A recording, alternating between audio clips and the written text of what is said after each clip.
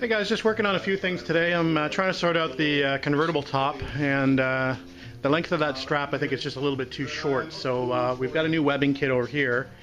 So what we're going to do is we're going to make a long strap, and we're going to fit the convertible top and see how we're doing. We'll make the adjustments and trim as required. So anyway, we'll replace that strap. I'm hoping this strap is the right length, but I won't really know that until I get the top on. So regardless, that strap's a little bit too short.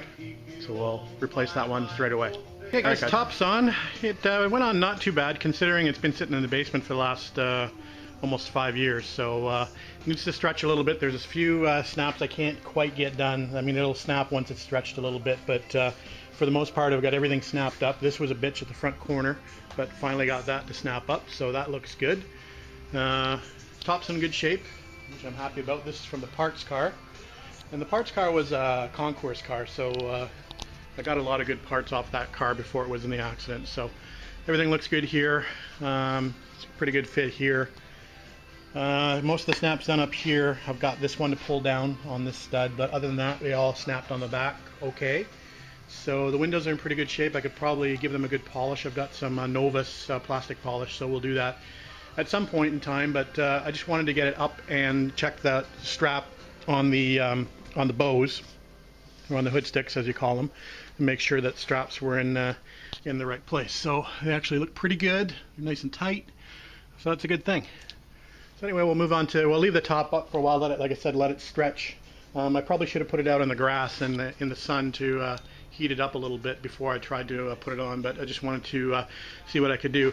This inside flap, I believe, actually goes underneath these studs. I don't know if you can see that. There's a piece of material that helps stop the rain from coming in, so that's actually got to go up under the studs as well at the front, but I thought it would be easier just to get the studs snapped originally without that extra piece of material under there. So that's about it for now, guys. We'll move on to another project.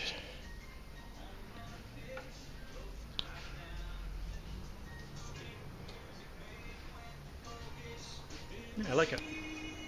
Hey guys, we got some new fuel lines, so we're going to swap out the old fuel line and put some new fuel line on and some new clamps. So we'll go ahead and do that and get this part out of the way. Alright, okay guys, we got the engine bay fuel lines all installed. So we're going to move around the back of the car and install the fuel tank line. So we'll get under the car and we'll see if we can install that. Alright guys, quick update. Coming up to 20 to 10 on Monday night, and a few things you can't see. The fuel line is hooked up now to the gas tank and along the frame rail all the way up to the fuel pump.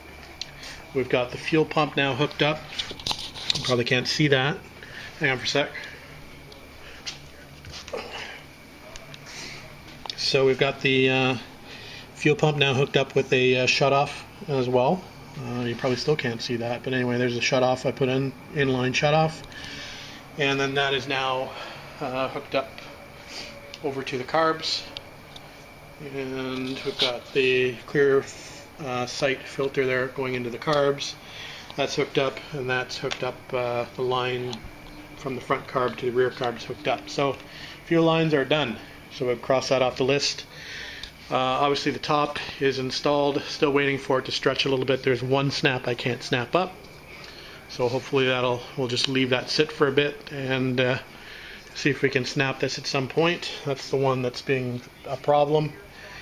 Other than that, that's pretty much it for the update for tonight. I think I mentioned that I got the windscreen wipers on, which is a good thing, and they're working, which is good, and they're actually self-parking, which is even better. One more thing I wanted to add before the night is over. I don't know if you can see that. British Car Day coming up Sunday, September 21st, Bronte Creek Provincial Park, Oakville, Ontario. 1,200 cars on display, British cars on display. So if you're in the area or you want a bit of a road trip, we'll see you there. Alright, that's it for tonight, guys. We will talk to you later. Have a good night.